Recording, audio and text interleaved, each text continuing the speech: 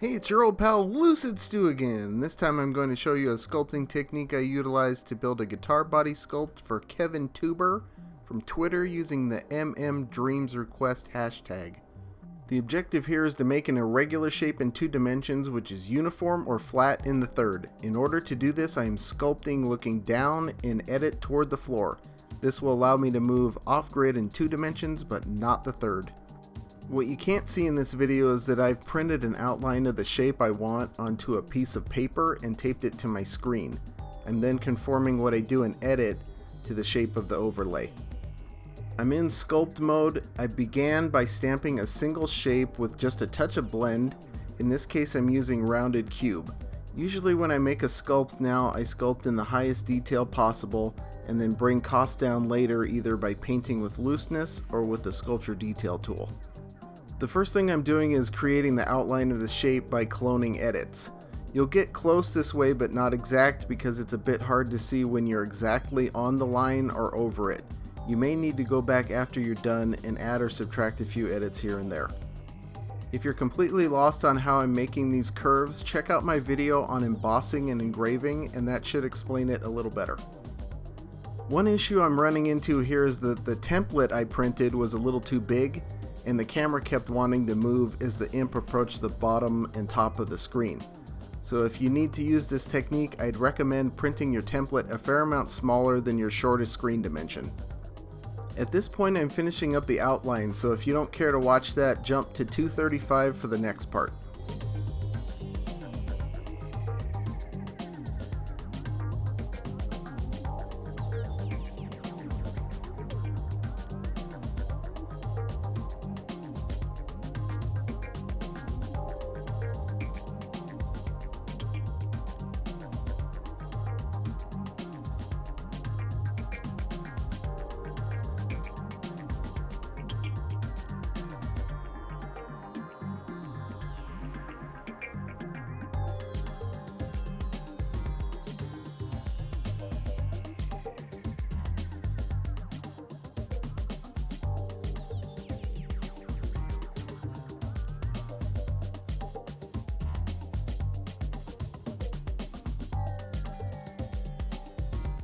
The outline is done and now I need to fill it in.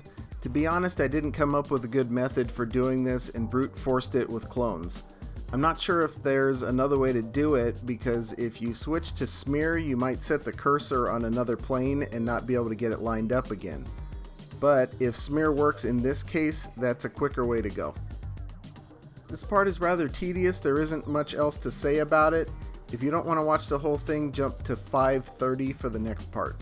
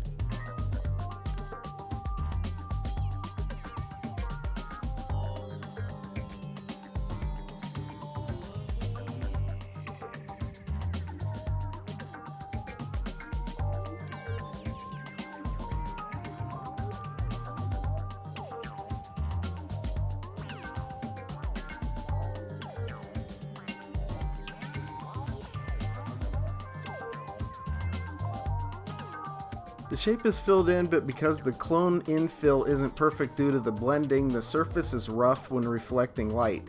That may be fine for some things, but we want our guitar body to be nice and smooth.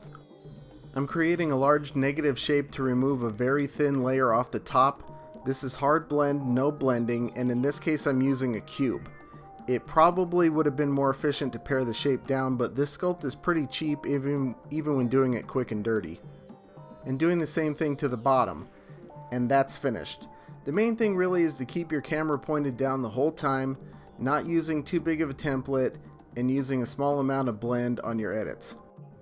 This finished at 7% thermo. I was able to reduce it to 3% without any noticeable difference, and 1% for use. That's all for this time. I'll see you in the Dreamiverse.